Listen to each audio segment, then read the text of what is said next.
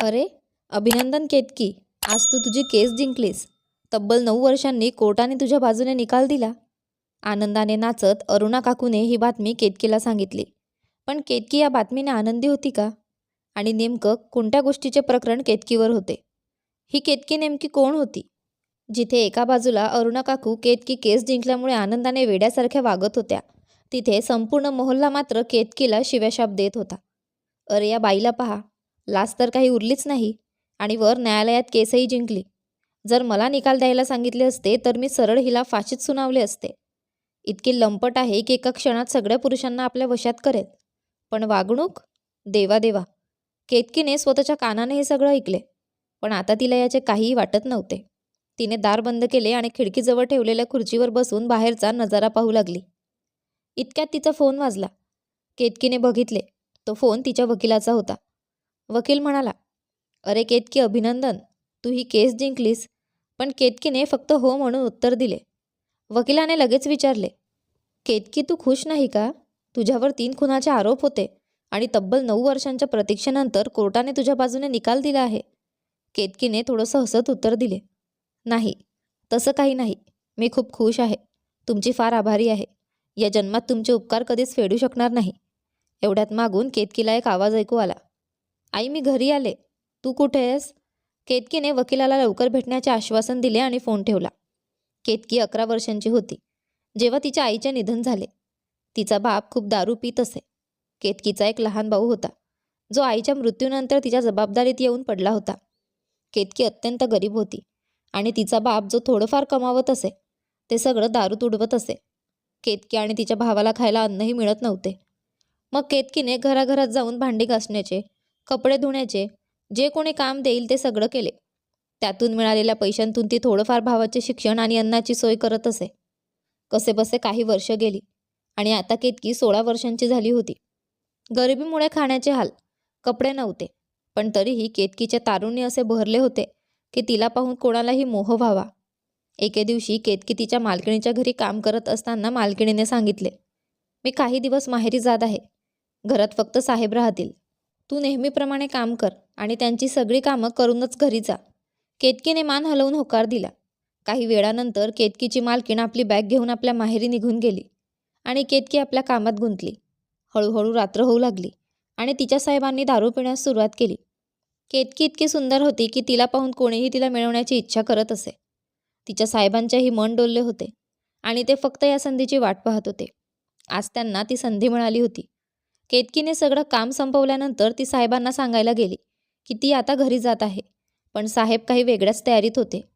केतकी त्यांच्या रूममध्ये गेली तेव्हा त्यांनी तिला लगेच त्यांच्या मिठीत घेतले आणि बळजबरीने बिछाण्यावर ओढून नेले. केतकी खूप आरडाओरड करू लागली, पण घराच्या भिंती इतक्या जाड होत्या की तिचा आवाज बाहेर कोणालाच ऐकू येत नव्हता. केतकीने खूप धडपड केली, पण साहेबांनी चाकू आणून तिला धमकावले की जर तिने त्यांच्या इच्छेला नकार दिला तर ते तिला ठार मारतील.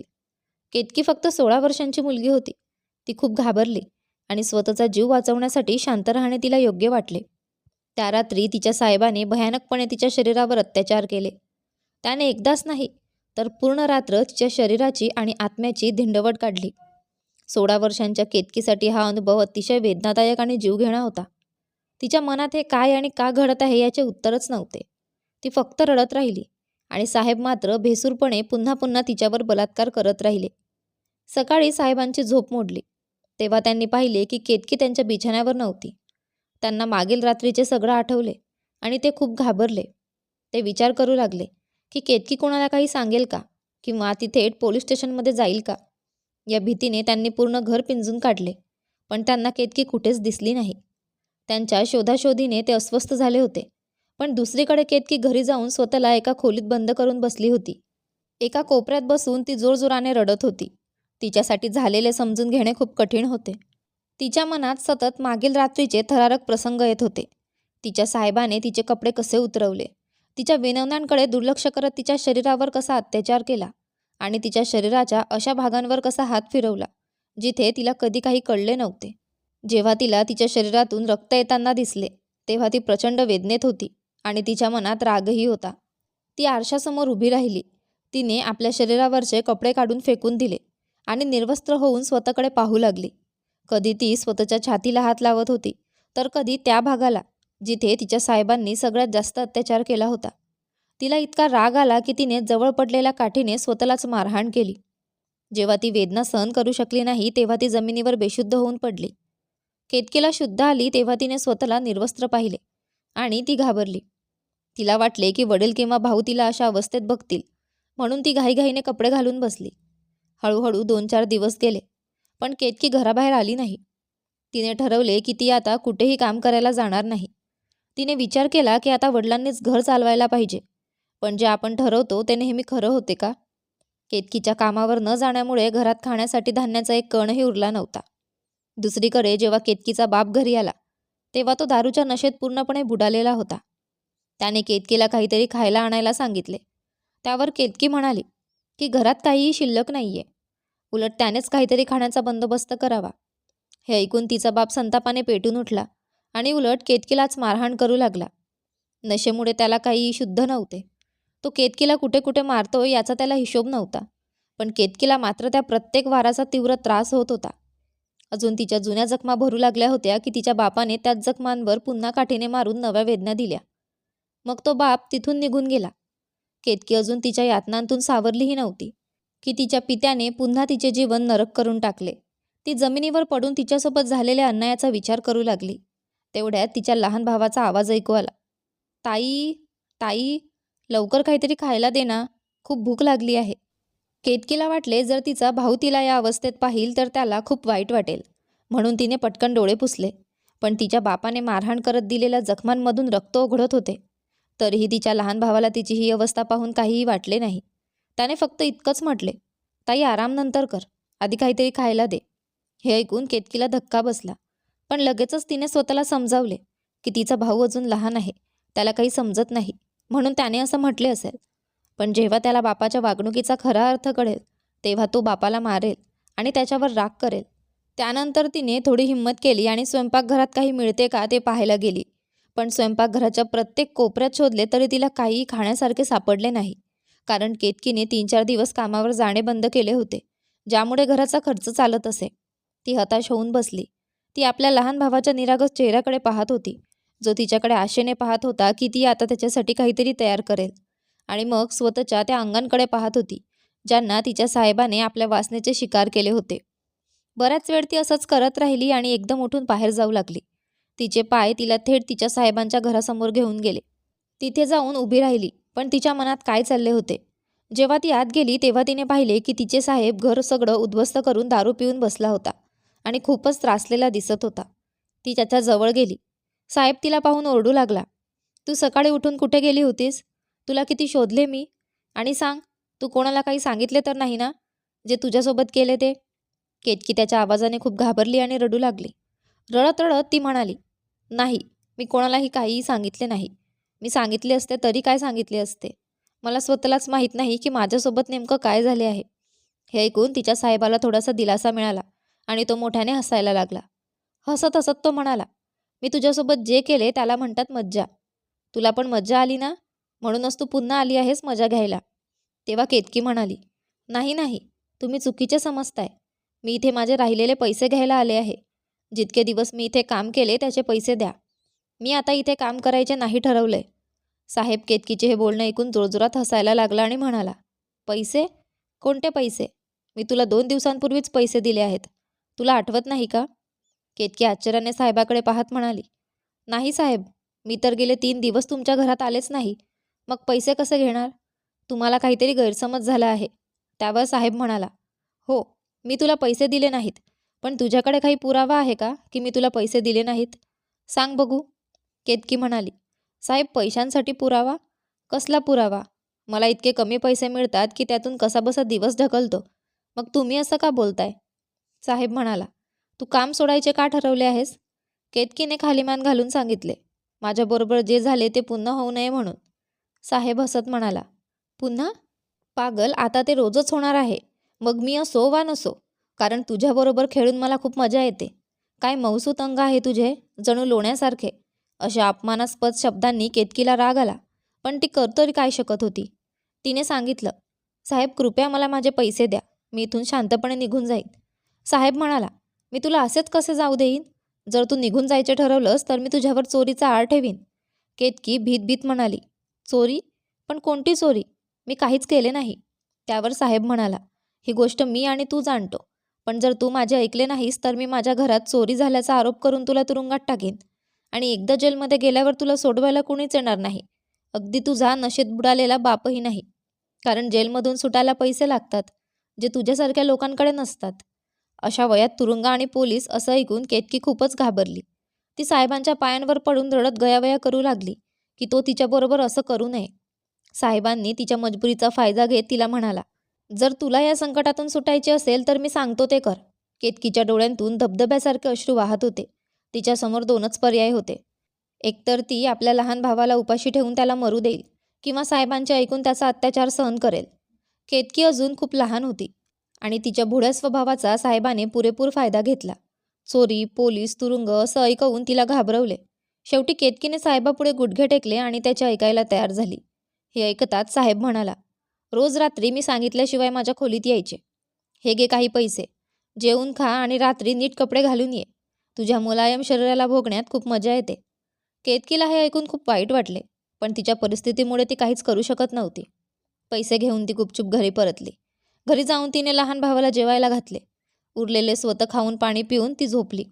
पण जशी रात्र जवळ येत होती तसतसा तिला भीतीने थरकाप होऊ लागला. ती हे सगळं नाही करायचे ठरवत होती. तिला वाटले कोणीतरी मदत करावी, पण कुठूनच मदतीचा हात नव्हता. रात्र झाली. केतकीने सगळ्यांच्या नजरेआड होऊन साहेबांच्या घराकडे जायला सुरुवात केली. जेव्हा तिचा लहान भाऊ आणि बाप झोपले तेव्हा ती दबक्या पावलांनी साहेबांच्या घरी पोहोचली. तिथे तो भेडसावणारा साहेब तिची वाट पाहत होता. केतकीला पाहताच त्याने एकच झटक्यात ग्लासभर दारू प्यायली आणि तिच्याजवळ येऊन अश्लील स्पर्श करू लागला. तिला उचलून आपल्या खोलीत नेले आणि तिथे तिच्यावर पाशवी अत्याचार केला. केतकी डोळे बंद करून हे सर्व सहन करत राहिली. सकाळी अचानकच दाराची बेल वाजली. केतकी झोपेतून उठली आणि स्वतःला केवळ चादरीच्या सुरकुत्यांमध्ये लपेटलेले पाहिले. तिच्या शरीरावर कपड्यांऐवजी ओरखड्यांचे आणि चावण्याचे निशाण होते. तिच्या अंगाला खूप वेदना होत होत्या, पण धाडस करून तिने कपडे घातले. तिची नजर तिच्या साहेबावर गेली, जो दुसऱ्या कोपऱ्यात बेशुद्ध अवस्थेत झोपलेला होता. पण दाराबाहेर कोण होते, जे सतत बेल वाजवत होते? केतकी हळूच खिडकीजवळ डोकावते आणि तिला तिची मालकीण दिसते, जी 4 दिवसांनी घरी येणार होती. पण इतक्या अचानक आणि तीही इतक्या सकाळी? केतकीच्या मनात विचार आला, मी अशा अवस्थेत त्यांच्यासमोर कशी जाऊ? तिने ठरवले की साहेबांना उठवले पाहिजे. ती पळत जाऊन साहेबांना उठवू लागली. साहेब, साहेब, उठा ना, मालकीण आलीये, ती दारावर आहे, काहीतरी करा. साहेब एकदम झटक्यात जागे झाले आणि सगळा नशा एका क्षणात उतरला. ते चिडून म्हणाले, तू काय म्हणते आहेस? ती कशी येऊ शकते? ती तर 4 दिवसांनी येणार होती, पण अचानक कशी आली? आणि घराची अवस्था पहा, ती तर माझा जीव घेईल. साहेब पुढे म्हणाले, तू ऐक, मी दार उघडतो आणि तिला थोडा वेळ बाहेरच थांबवतो. तोपर्यंत तू सगळं घर एकदम स्वच्छ कर आणि बाथरूममध्ये जाऊन लपून बस. बाथरूमातून बंद करून घे. आणि लक्षात ठेव, काही हुशारी करू नकोस, नाहीतर माझ्या धमकीची आठवण तुला आहेच. ते तिथून त्यांच्या पत्नीला घेण्यासाठी गेले. इथे केतकी वेदना सहन करत बेडरूम स्वच्छ करू लागली. नंतर ती बाथरूममध्ये जाऊन लपली. पण केतकी एक लहान मुलगी होती आणि प्रत्येक मुलाला जसं न करण्यास सांगितले जाते तसंच जाणून घेण्याची तीव्र इच्छा निर्माण होते.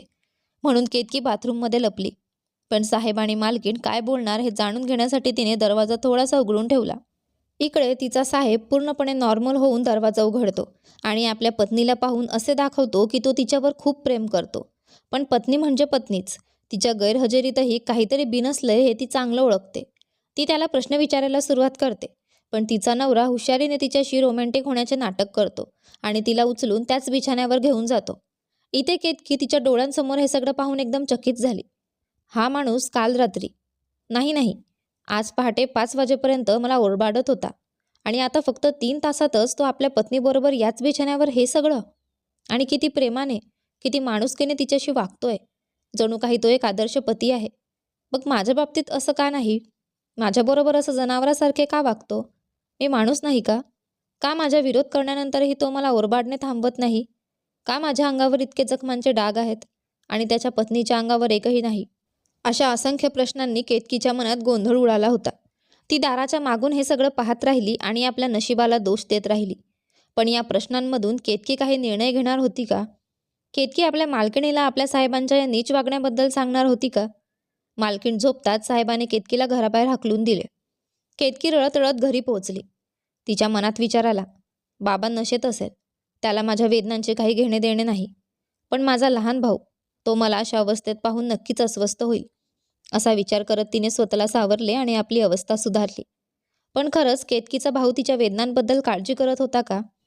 तो घरी आला तेव्हा त्याने केतकीला जखमा आणि वेदनांमध्ये पाहून काहीही विचारले नाही.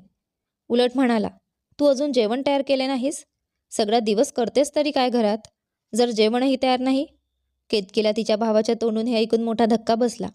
पण तिने स्वतःला समजावले, नाही नाही, तो अजून लहान आहे, त्याला काही कळत नाही. काही हरकत नाही, तो मोठा झाला की तो त्या साहेबाला चांगलाच धडा शिकवेल आणि मला कोणतेही काम करायला लावणार नाही. असा विचार करून ती स्वतःचे मन समजावते आणि डोळ्यातील अश्रू पुसून जेवण तयार करायला लागते. केतकीच्या साहेबांचा तिच्यावरचा अत्याचार तसाच सुरू राहतो. उलट आता त्याची क्रूरता दिवसेंदिवस वाढू लागली होती. आधी तो आपल्या पत्नीच्या माहेरी गेल्यावरच असं वागत असे, पण आता जर पत्नी 5 मिनिटांसाठी सुद्धा बाहेर गेली तरी तो केतकीसोबत सुरू व्हायचा. पहिल्यापासूनच तो जनावरासारखा होता, पण आता दिवसातून अनेक वेळा केतकीच्या शरीराशी आणि भावनांशी खेळायचा. हळूहळू केतकी खूप कमजोर होत गेली.